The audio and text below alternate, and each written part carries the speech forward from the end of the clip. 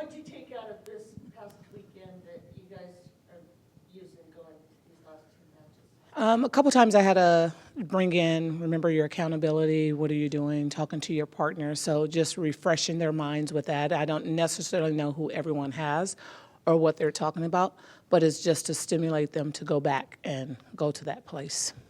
These split weeks, you'll get a second one here. What did you kind of learn about the split week format last week? One at home, one on the road, and what all that entails? It is what it is. Would I say, ooh, let me sign up for this? No, I wouldn't, just because you don't get the quality training time in between or preparation in terms of it being in the gym. But I'm not going to complain because it's not going to change. What did they, I guess when you were in meetings, what did they say about the way that was going to have to work? Well, none of it looks the way that they initially said to us it was going to look. And so one was we would be a Thursday, Saturday conference is what it was.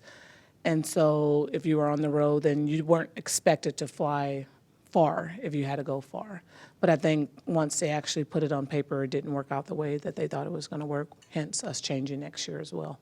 And another part of that, it seems like, they did some geographical clumping, but that kind of works against you guys when most of the top teams are in your region. So, what is the bigger concern, competitive balance or ease of travel?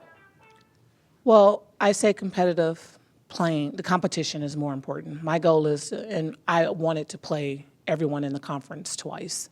And I think that when you talk about the ease of traveling, I think that's something that with donors and support and things like that, that you'll be able to accommodate that eventually.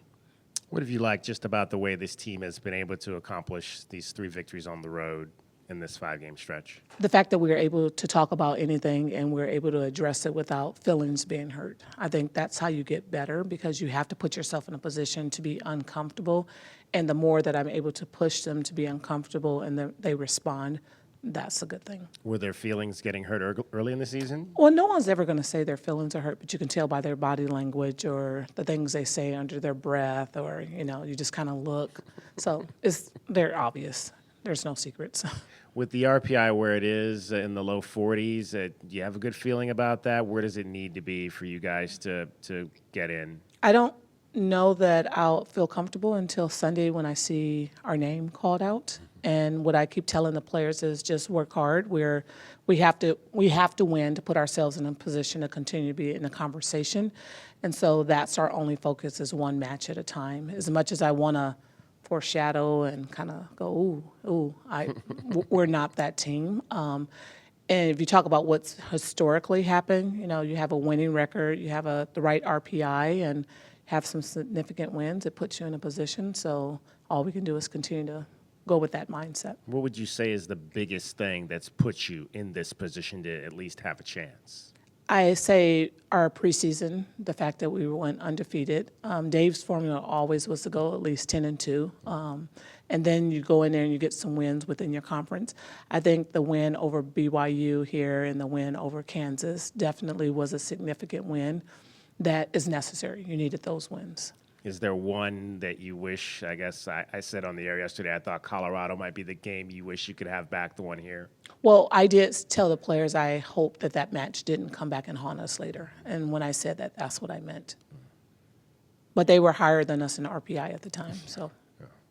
When you think about Avery and what she's done this year, once you told me that Panina came in and she was willing to ruffle feathers and that Avery kind of did that, early on. Why does a setter need to be able to do that? Well, it's easy for hitters to always blame the setter, undertone, a little bit higher, a little bit lower. I said, if you ever say a little bit anything, don't say it, because then you need to be a little bit better and deal with it. Now, if it's too high, too low, those are different statements. And it's a position that Avery can do because she understands setting. And Panina actually spoke to them when we were at BYU. She came in and, they had to see her. And I said, this is a young lady that I was talking about. And in our program history, there's only been 2 players Keisha will get me if I don't include her, 2.5 players where we never had to say, work hard, do your job. Penina would put herself on the line. And so when I tell those stories, Avery listens. And the other person was Laura Larson. You mentioned Penina spoke with the team. It looked like Chase was with you guys last week as well. What did they both did they both have messages to the group? It's just bear down, go for it type thing. And, Penina was a little bit more intimate conversation that she said, just because I kind of put her out there. And she said, if you ever make me do that again, Rita, I'm going to get you. She said it afterwards. And, just seeing someone like Chase and what he's accomplished and what he's doing, coming back and being willing, I think sends a message to our athletes. We talk about it all the time that we're a family, but if you never saw your family members, would you really think that you're a family? And so it's nice that he was willing to spend time to talk to the players. Jay, this has probably been our most consistent season, maybe. She seems to, she's not deferring, maybe she's carrying the team a lot of the time. Just what is this 5th year having her back meant to you personally and for the program? My statement to Jalen is don't play with me. And so we say that, and it's our love language between one another. I think that she's in a position where she's doing the things that she always thought she could do.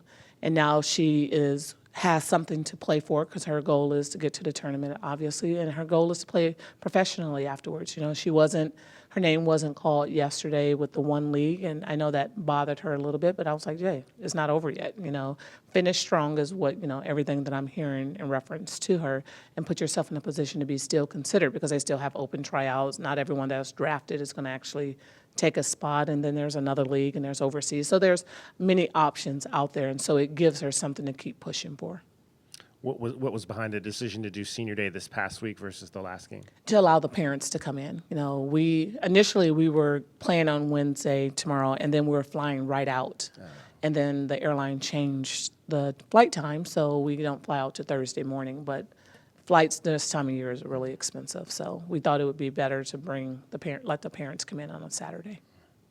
First season in the Big 12 conference, where you test on the conference play. I'm excited. Every day is a new day, and with the exception of the, Colorado, Utah, ASU, everyone else is new to us. We hadn't played BYU in a long time, and the cities are different. I think that it's a conference that we can continue to do well in. We got to put ourselves in a position by recruiting the right athletes and doing the right things along the way, but it's exciting because every day is a new day. How is the athlete different in this conference maybe than in the Pac-12? I'd say in the Pac-12, the formula was you needed to be big in order to be able to stop some of the players. So, we weren't always taking the already developed player, if you will. And so I think now in the Big 12, you need some players that are already able and capable of doing A, B, or C, so that you can put yourself in a position to compete with the teams. And I think in the past, athletes were okay with redshirting and not playing for 2 years. And while they develop, I don't think that's the formula anymore. You can't have a team full of athletes like that. Kids just don't buy in anymore.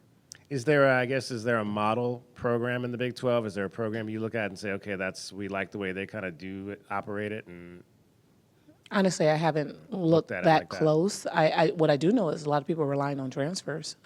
That experience that comes from that is comforting because, they've been through it. I feel for the high school athletes and with the junior in high school. I feel for them because everyone's like, oh, hey, just hold on, we'll see. But, you want to go with what's proven.